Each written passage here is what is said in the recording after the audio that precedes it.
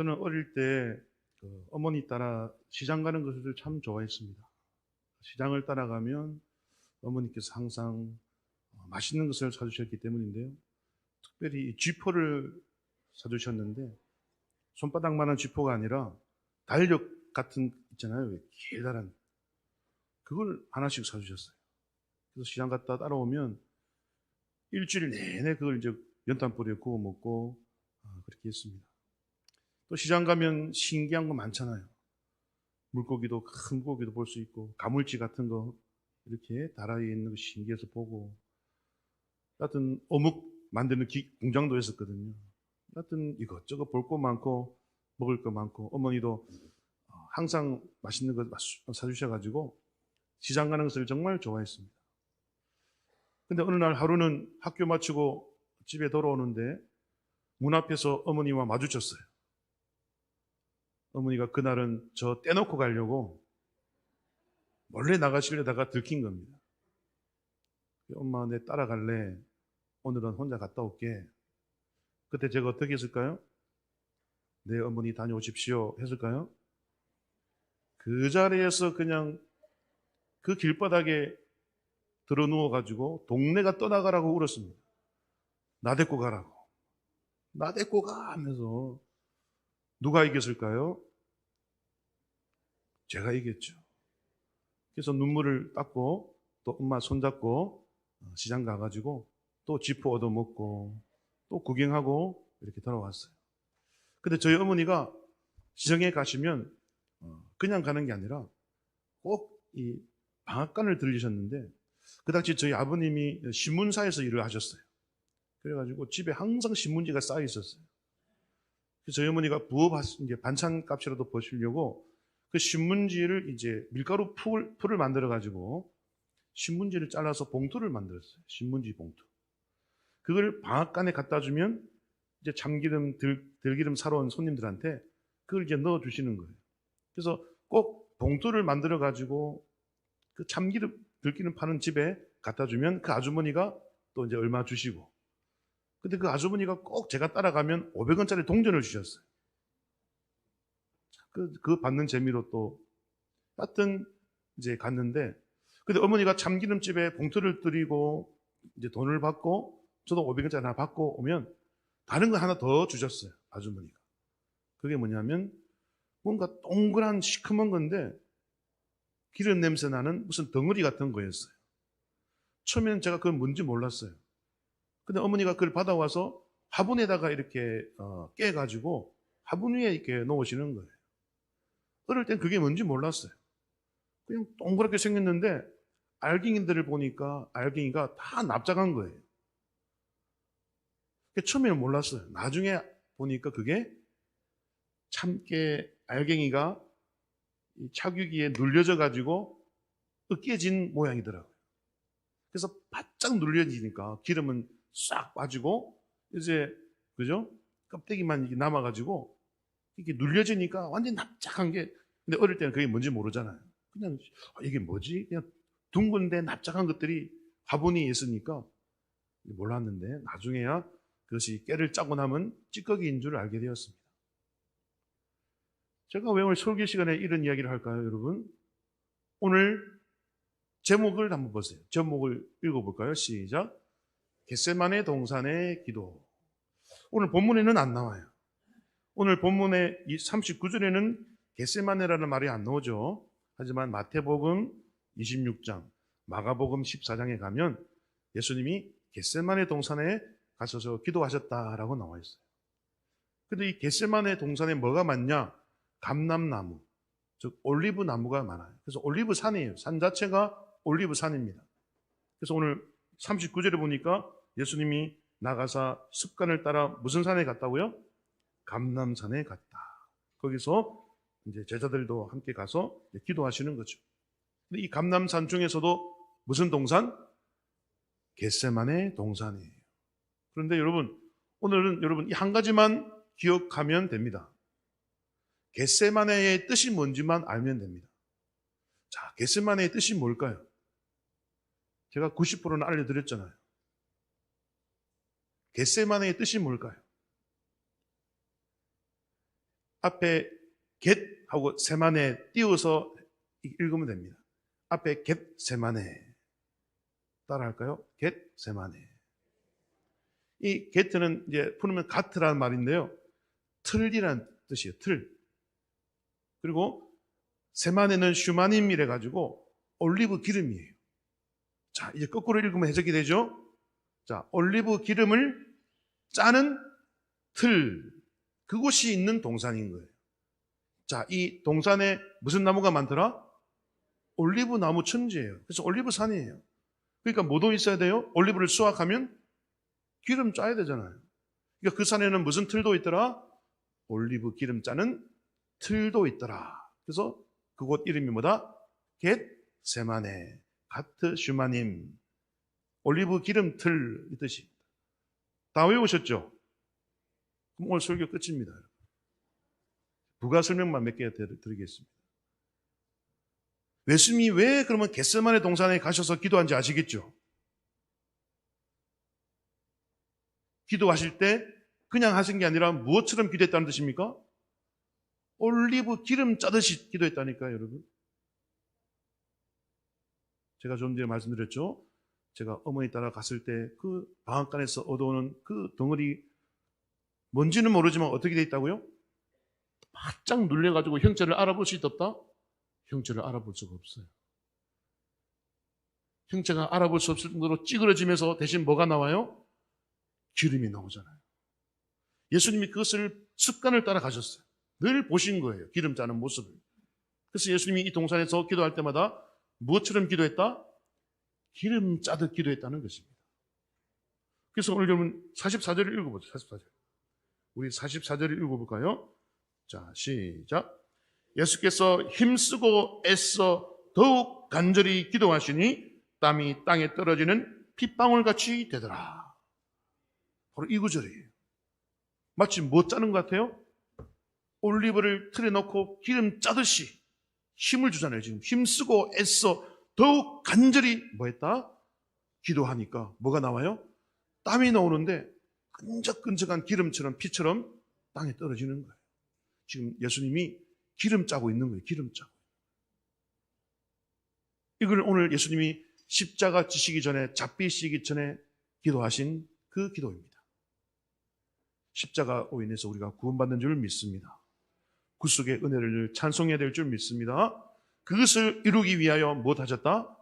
예수님의 몸을 쥐어 짜내는 기도를 하셨다는 겁니다. 여러분도 무엇인가 이를 이루기 위하여 이 겟세마네 기도를 본받으시기를 바랍니다. 힘쓰고 애써 더욱 간절히 기도하시면 놀라운 역사가 일어날 줄 믿으시길 바랍니다. 여러분, 예수님이 그래서 오늘 이 말씀처럼 얼마나 힘이 들었든지 혼자 하기 힘드니까 누가 도와줘요? 43절에 보니까 누가 도와줘요? 천사가 하늘로부터 내려와가지고 더 눌러주는 거예요. 막 예수님 더 누르는 거예요. 뭐 넣으라고? 땀 나오라고. 핏방울 같은 땀 나오라고. 예수님을 누르고 눌러서 예수님의 온몸을 그냥 찌그러뜨리고 부서뜨리는 거예요. 예수님이 이런 고통을 당하셨음을 여러분 기억하시길 바랍니다. 그래서 여러분 다른 성경에 보면요, 여러분 마태복음, 마가복음을 보면 이런 말씀이 기록되어 있어요.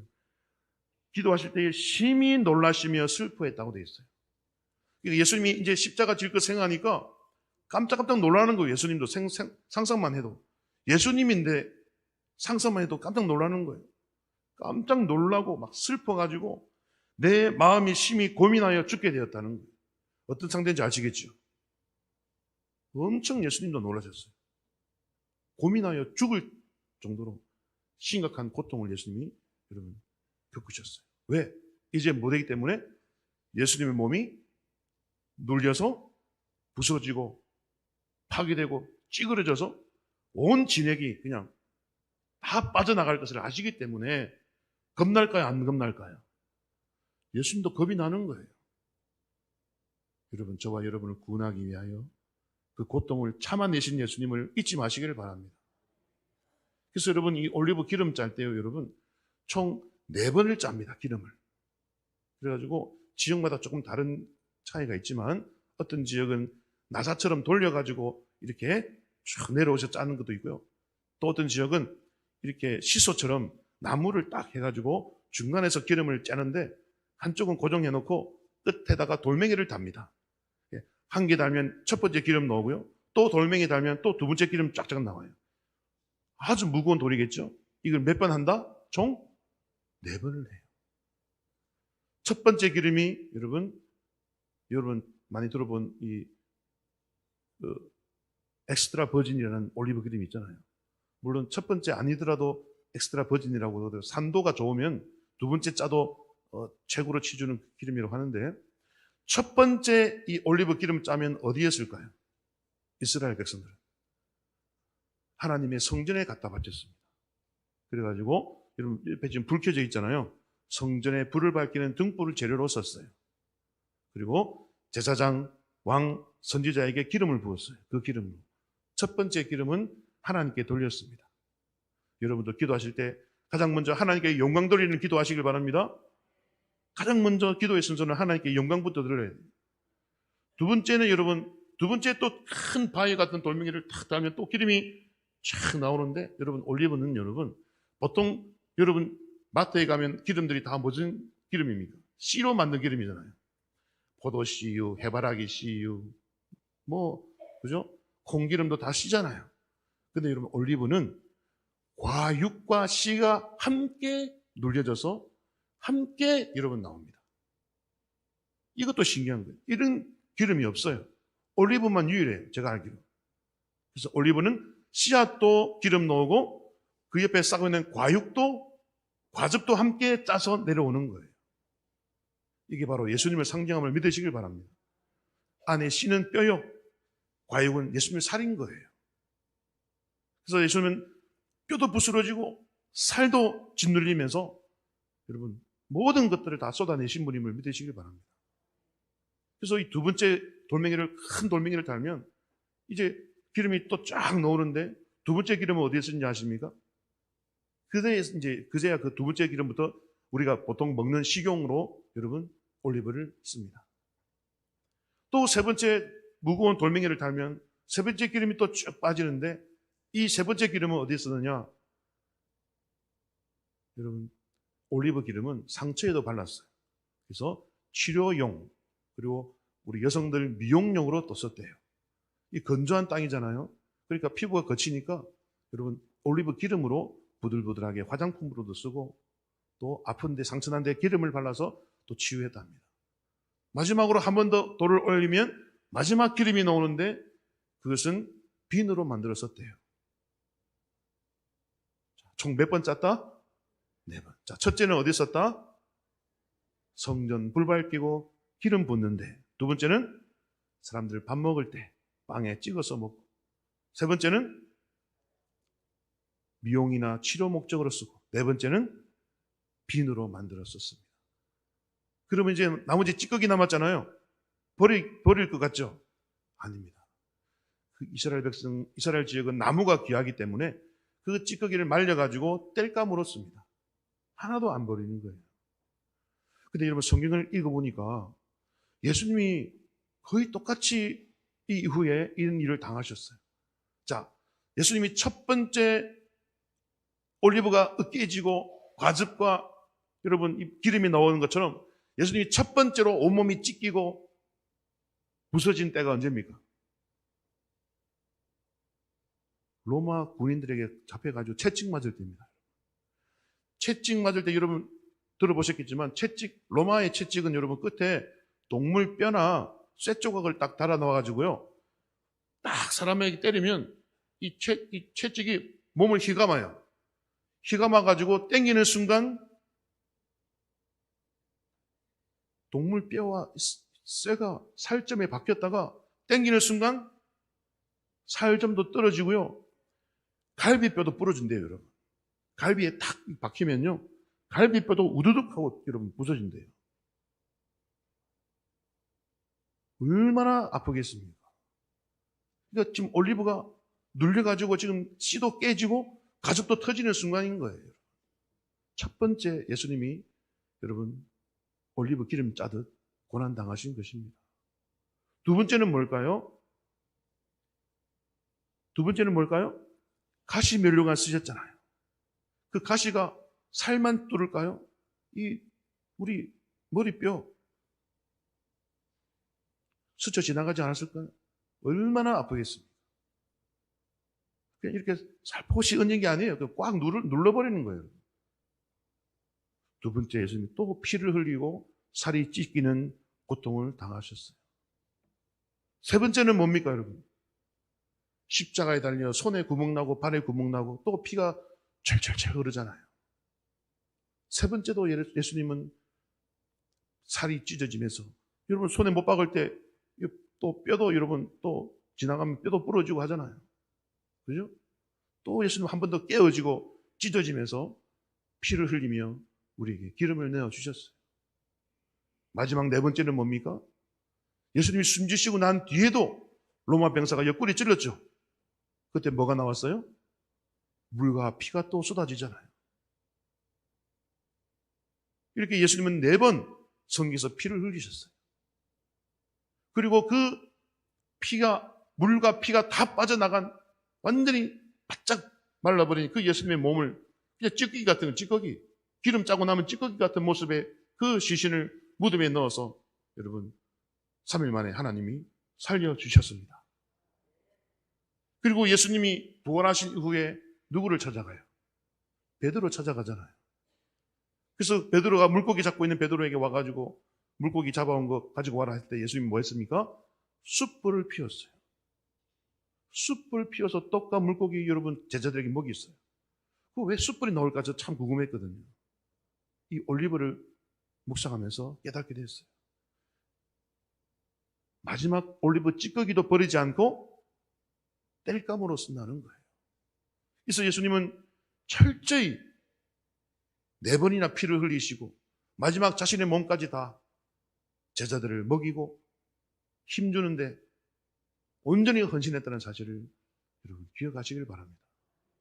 그 예수님을 저와 여러분이 믿고 있어요.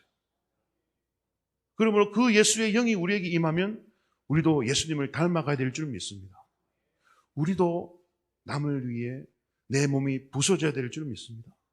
내 몸 부서진다고 왜 나만 겪는 고난이냐고 원망하지 마시길 바랍니다.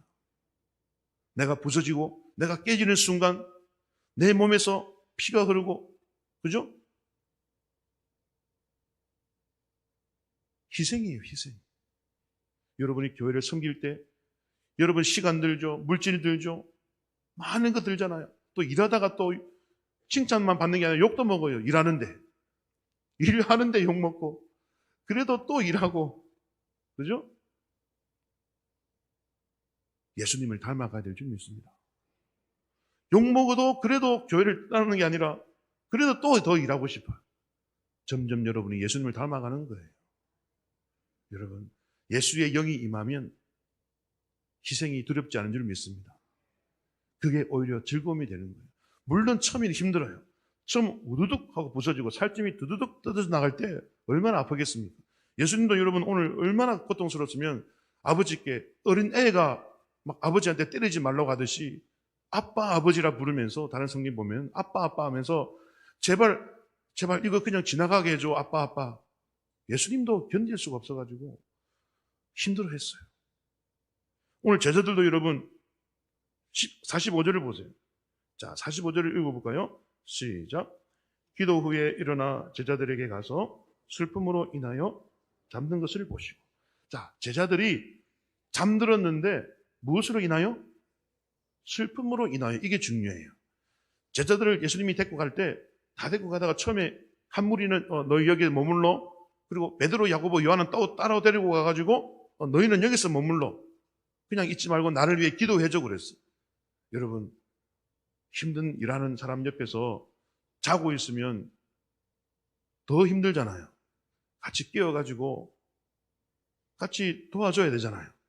그 목적으로 예수님이 제자들 데리고, 특히 베드로, 야고보, 요한은 더 가까이 데리고 와가지고 내가 기도할 테니까 너 깨어서 기도해 했는데 제자들이 어떻게 하고 있어요? 잠을 잤죠. 우리는 잠잔 것만 알고 있는데 한 가지 오늘 힌트가 더 있어요. 무엇을 인하여? 슬픔을 인하여. 그러니까 제자들도 처음에는 예수님처럼 예수님 기도를 도와주려고 했던 거예요. 근데 제자들에게 뭐가 찾아왔어요? 슬픔이 찾아왔어요. 그러니까 제자들도 너무 많이 울어버린 거예요. 여러분, 울고 나면 힘 빠지잖아요. 그게 잠든 것 같아요. 그럼 제자들이 왜 울었을까? 누가 울기 때문에 울었어요? 예수님이 저 옆에서 울고 계신 거예요. 근데 보통 우신 게 아니에요, 여러분. 그냥 듣고만 있어서 슬픈 때 있잖아요. 예수님이 지금 하나님 앞에 제발 살려달라고 부르시다니까요, 여러분. 저 돌멩이 하나 던질 만큼 거리에서 예수님이 하나님 아버지께 살려달라고 내 이거 십자가 안 지면 안 되냐고 부르짖을 때 그냥 점잖하게 우리 성경에는 아버지여 뜻이면 지나가게 하소서 점잖하게 돼 있죠? 아니에요, 여러분. 욥기를 보면, 그리고 창세기에 여러분 야곱이 천사와 씨름한 장면들을 보면 예수님이 어떻게 기도했는지를 알 수가 있어요. 처절하게 기도했어요. 여러분, 욥기가 누구에 대한 이야기일까요? 예수님에 대한 이야기인 줄 믿으시길 바랍니다. 욥이 죄 없이 고난 당했잖아요. 예수님의 고난을 욥이 대신 설명하는 거예요. 신약 성경에 다 기록 못하니까 구약에 미리 기록해 놓은 거예요. 아멘입니까? 욥이 여러분 우스 땅에서, 그죠? 완전하고 정직하고 여러분 의롭고, 그죠? 하나님을 경외하던 그런 죄 없는 정말 존경받는 사람이 고난을 당하는데 아들 7명, 딸 3명 다 죽어버리고 종들 다 죽어버리고 재산 그 수많은 양, 소, 나귀, 여러분 낙타 다 죽어버리고 하루아침에 거지가 되어서 비참한 상태가 되었을 때, 여러분 욥기 3장에 보면 욥이 자기가 태어난 날을 저주합니다. 그 읽어보면 정말 슬퍼요. 제가 축약해서 조금 읽어드리겠습니다. 자기의 생일을 저주하니라 하면서 내가 난 날이 멸망하였더라면, 사내 아이를 배웠다 하던 그 밤도 그러하였더라면, 즉 자기가 태어난 날이 그냥 멸망했으면 이런 말을 하는 거예요. 어찌하여 내가 태에서 죽어 나오지 아니하였던가. 와, 여러분 이 말을 아무나 못하죠. 어찌하여 내가 엄마 뱃속에서 나올 때 죽어서 나오지 아니하였던가. 어찌하여 내 어머니가 해산할 때 내가 숨지지 아니하였던가. 죽어서 나오든지 나올 때 죽든지, 죽었으면 좋았는데 내가 왜 살아나와가지고 내 자식 죽는 모습 보고 이런 비참한 모습을 봐야 되는가. 차라리 내가 태어난 그 날이 멸망하였더라면, 심지어 여러분 그 해에 그 달에 내가 태어난 날이 아예 없었더라면 이라고 이야기 또 합니다. 어찌하여 무릎이 나를 받았던가. 어찌하여 내가 젖을 빨았던가. 그렇지 아니하였더라면 내가 평안히 쉬고 있을 텐데 하면서 자기가 태어난 존재 자체를 그냥 없었던 것으로 하면 안 될까라는 그런 표현을 쓰고 있어. 얼마나 슬펐으면. 어찌하여 내가 죽어 나오지 아니하였던가. 태에서 미리 죽으면 좋았을 뻔했어. 여러분 욥의 고통이 조금 이해되십니까? 오늘 예수님이 그런 기도를 하는 거예요.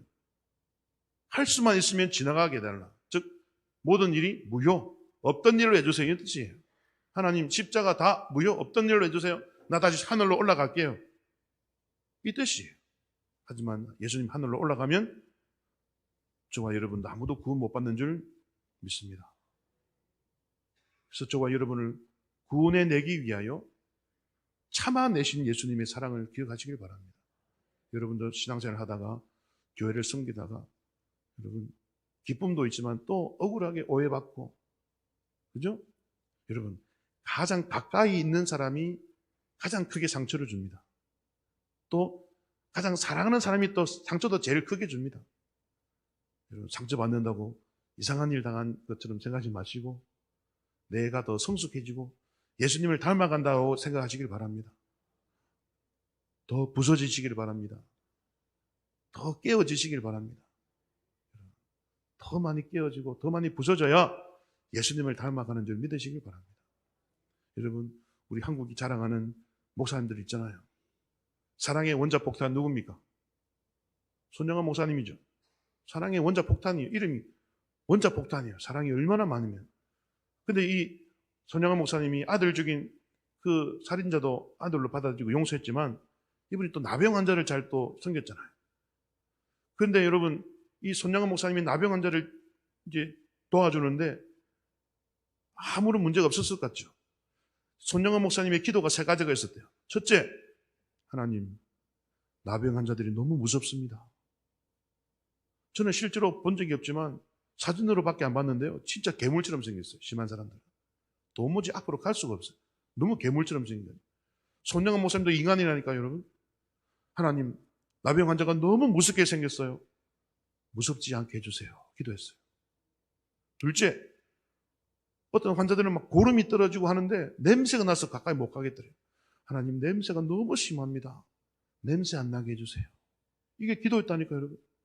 셋째, 너무 힘드니까 중도에 포기할 것 같으니까 하나님, 그래도 제가 끝까지 할 수 있도록 도와주세요. 얼마나 연약한 기도입니까? 얼마나 하지만 인간적인 기도입니까? 손영환 목사님이니까 사랑의 원자폭탄이니까 그냥 나병 환자도 그냥 끌어안고 막 냄새 나도 괜찮아. 아니에요. 기도했다니까요. 날마다 냄새 안 나게 해주세요. 너무 무서워요. 안 무섭게 해주세요. 중도에 포기할 것만 같아요. 포기 하나 붙잡아 주세요. 여러분 신앙생활도 그렇게 여러분도 하시길 바랍니다. 신앙생활 하다 보면 상처 주는 사람이 있잖아요. 일도 힘들잖아요. 포기하지 마시고 하나님 견디게 해주세요. 그러면 올리브 기름에서 첫 번째 기름 넣고 두 번째 기름 넣고 세 번째 기름 넣고 네 번째 기름 넣고 마지막 찌꺼기까지 땔감으로 여러분이 드리면 바로 여러분이 작은 예수님인 줄 믿으시길 바랍니다. 그런 자가 천국 가서 여러분 예수님 만나면 예수님이 맨발로 뛰어나와서 여러분을 안아주시고 여러분 수고했다고 위로해 줄 줄 믿습니다. 또 한 명이 우리 한국의 위대한 목사님 누굽니까? 주기철 목사님. 그 신선비를 끝까지 거부하고 믿음을 지킨 그 목사님. 얼마나 믿음이 크면 고문을 다 이겨냈을까? 그죠? 주기철 목사님이요. 여러분 그런데 처음에 잡혀갈 때 70명이 한꺼번에 이제 잡혀갔대요. 근데 목사님이 고문도 힘들지만 뭐가 힘들었냐 보니까 70명의 동지들이 믿음의 신앙의 형제들이 하룻밤 지나면 한 명 사라지고 또 하룻밤 지나면 또 2명 사라지고 막 그러더래요. 그들이 어디로 사라졌을까요? 고문이 힘드니까 나 신세삼배 하겠습니다 하고 그냥 믿음 버리고 나가는 사람들이었대요. 그러니까 주기철 목사님이 그게 더 힘들더래요. 그래서 나중에 4명밖에 안 남더래요. 4명까지. 그 고독감, 그 외로움, 동지라도 있으면 위로가 되는데 그들이 다 고문을 못 견디고 나 예수님 안 믿을게요. 나 신사참배 할게요 하고 떠나가니까 그게 더 힘들더래요. 그래서 오늘 예수님도 제자들을 데리고 기도하러 가잖아요. 너 여기서 기도 좀 해. 나 좀 도와줘. 제자들이 자니까 천사들이 와가지고 대신 또 도와주고. 여러분 서로 도우시길 바랍니다. 형제 자매들에게 서로 도와야 돼요. 서로 힘들 때 외면하지 마시고 도와주시길 바랍니다. 주기철 목사님이 7년 동안 여러분 이 감옥 생활을 하는데 7년 동안 이제 일제치하에서 이제 고문을 받고 고통받는데 그 중에 5년 4개월을 온전히 감옥에 있었대요. 그러니까 감옥에 들어갔다가 출소했다가 또 잡아갔다가 또 출소했다가 이렇게 하는 거예요. 그게 7년 동안. 근데 오늘 하루는 이제 또 출소해가지고 집에 왔는데 여러분 일본 사람들이 이제 신사참배 안 하고 복종 안 하면 배급도 끊어버리고요. 이웃 사람들이 그 집에 밥도 못 빌려주게 했대요. 여러분 악랄하게. 주기철 목사님이 믿음 지키니까 아무도 못 도와주게 막은 거예요. 어느 날 주기철 목사님이 또 출소해가지고 집에 오니까 어떻게 구했는지 주기철 목사님 어머니가 밥을 구해가지고 아들 감옥에 갔다 왔다고 고생했다고 이렇게 또 밥을 차려주시더래요. 근데 그 아들이 있었대요. 주기철 목사님 아들이. 근데 이제 집안 자체가 식량이 없으니까 혹시 아빠가 밥 먹다가 남겨주나 했는데 목사님이 안 남겨주더래요. 목사님도 얼마나 배가 고팠는지 아들 배고파 해도 목사님이 힘드니까 그걸 드시더래요. 계속 그냥 드시더래요. 그런데 또 갑자기 어서선 하더니 주기철 나와 하면서 일본 수사가 또 찾아왔더래요. 밥 먹는 중에. 주기철 목사님 어떻게 했을까요? 그래, 내 여기 있다 잡아가라 했을까요? 아니요. 손을 부들부들 떨면서 80 노모 계신 어머니 방에 들어가가지고 엉엉 울었대요.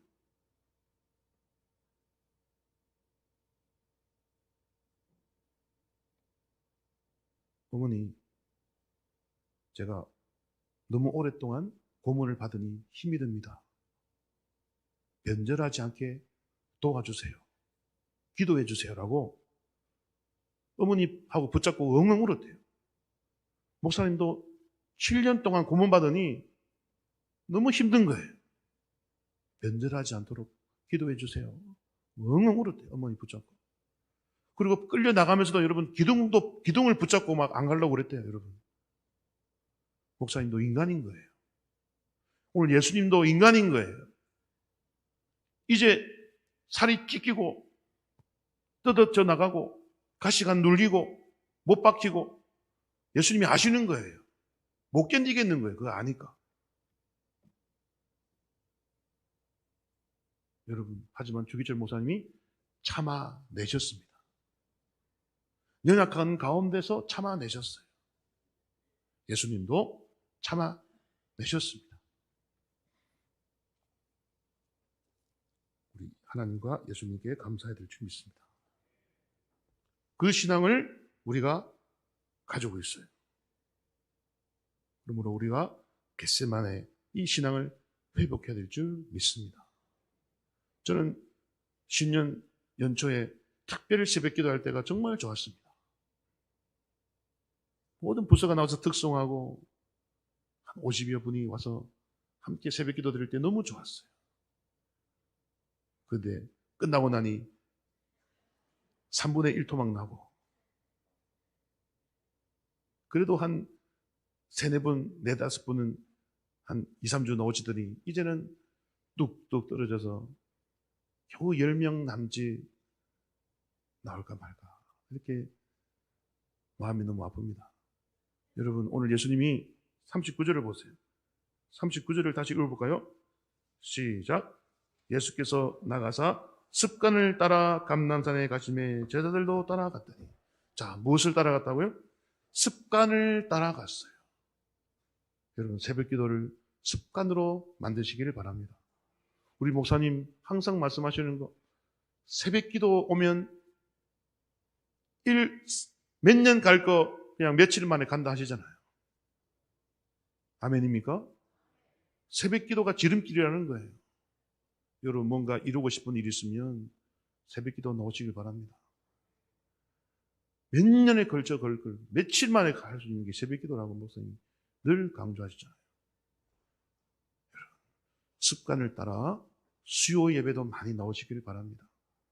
여러분, 구역 예배, 전도의 모임 될 수 있으면 수요일 날, 금요일 날 해가지고요. 예배 전에 해가지고요. 예배 참석하세요. 아멘?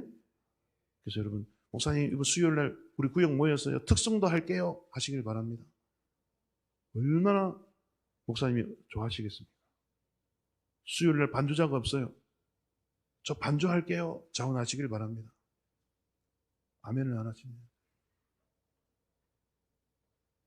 여러분, 희생. 누가 시간 많아서 여러분 누가 나오겠습니까? 다 시간 쪼개어서 그죠? 그렇게 나오는 거예요. 여러분, 겟세마네 믿음을 회복하시길 바랍니다. 겟세마네 신앙을 가져야만 오늘 말씀에도 나와 있지만 시험에 들지 않습니다. 오늘 예수님이 두 분이나 말씀하시죠. 그죠? 40절을 읽어볼까요? 40절. 자, 40절 시작. 그곳에 이르러 그들에게 이르되 유혹에 빠지지 않게 기도하라 하시고. 46절도 읽어볼까요? 46절 시작. 이르시되 어찌하여 자느냐 시험에 들지 않게 일어나 기도하라 하시니라. 아멘. 여러분, 시험에 들지 않도록 새벽에 일어나 기도하시기를 바랍니다. 새벽에 일어나 기도하는 자는 유혹도 사라지고 시험도 사라질 줄 믿습니다. 이게 예수님의 약속이에요. 여러분, 건강은 언제 지켜야 되죠? 건강할 때 지켜야 될 줄 믿습니다. 기도도 평소에 습관을 가지고 기도해야 오던 시험, 유혹 다 사라질 줄 믿습니다. 시험 들고 유혹 와가지고 넘어진 다음에 기도해봤자 이제 큰일 나는 거예요. 그죠? 여러분, 위기가 찾아오기 전에 평소에 기도의 분량을 잘 쌓으셔서 위기가 와도 너같이 아무것도 아니야 물리치시는 여러분 되시길 바랍니다. 이게 이 세상을 살아가는 우리들에게 주시는 예수님의 은혜의 말씀이에요. 유혹에 빠지지 않도록, 시험에 들지 않도록 일어나 기도하라. 자지 말고. 아멘? 이제 아멘 한 분은 다 새벽기도 놓으시는 거죠? 자지 말고라고 나왔으니까 어찌하여 자느냐? 시험에 들지 않게 일어나 기도해라. 4시 반이다 일어나라. 어찌 자느냐? 대강교회 와야지. 여러분, 우리 대강교회 새벽기도가 다시 회복되시기를 소망합니다. 아멘 한 분 다 넣으실 거죠? 하나님 다 들었습니다. 녹음되어 있습니다. 여러분, 아멘 하신 분들 내일 꼭 넣으시길 바랍니다. 습관만 되면 쉽습니다. 습관이 안 돼서 어려운 거죠.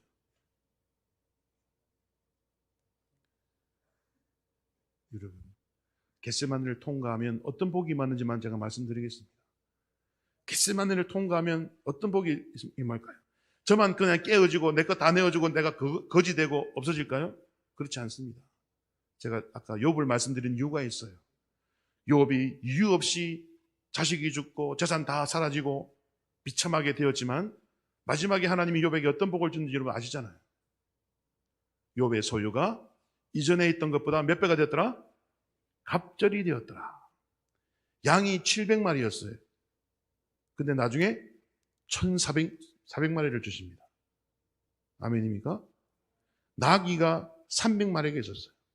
나중에 600마리를 주십니다. 소가 500결이가 있었어요. 500결이니까 1000마리죠. 나중에 1000결이가 됩니다. 소가 2000마리가 돼요. 암나귀도 500마리가 있었는데 1000마리가 돼요. 갑절의 복을 하나님이 주셨어요. 욥이 그 시험을 통과한 다음에 하나님 우리를 그냥 부서뜨리고 다 짜내고 버리는 분이 아닙니다. 다시 부활시키고 이전 모습은 기억도 안 날 만큼 더 아름답게 만드셔서 갑절의 복을 주시기 위하여 겟세마네를 통과하라는 것이지 그냥 우리 지어 짜고 그냥 쓰다가 버리려고 하는 게 아니에요. 그래서 목사님 말씀하실 때마다 여러분 교회를 위하여 헌신하십시오 할 때마다 그냥 듣지 마시고 궁극적인 복을 주시기 위한 하나님의 음성으로 들으시길 바랍니다. 마지막에 잘 되는 게 제일 잘 되는 거잖아요. 우리 운동선수들 처음에 1등하면 뭡니까? 마지막에 지쳐가지고 떨어지면 그냥 그거 끝이에요. 하지만 처음에는 좀 부족해도 마지막에 1등이 진짜 1등인 줄 믿습니다. 욥이 마지막에 잘 됐어요. 겟세마네를 통과하니까. 겟세마네를 통과한 자만 받는 복이에요. 그래서 여러분 한번 결단을 내시기를 바랍니다. 내가 새벽을 깨우든 그죠? 뭘 깨우든 내가 한번 기도로 승부를 걸어보리라. 아멘입니까?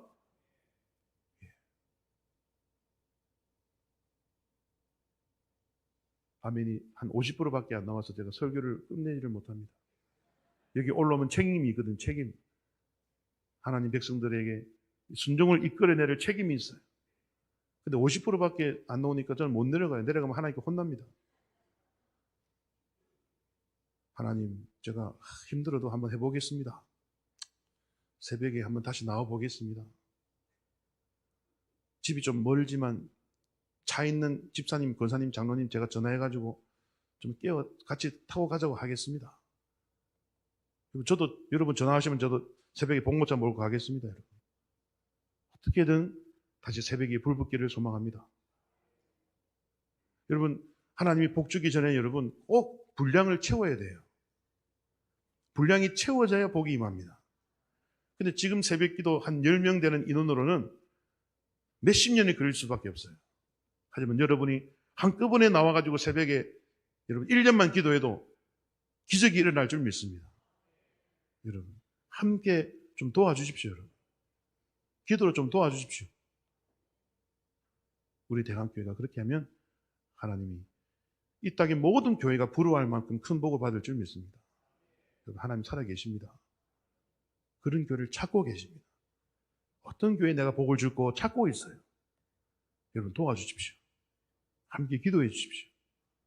그러면 하나님의 복이 임하는 그 광경을 여러분 살아생전에 보시고 깜짝 놀라시고 하나님께 큰 영광 돌릴 줄 믿습니다. 그런 은혜가 임하기를 예수님의 이름으로 축원드립니다. 기도하겠습니다.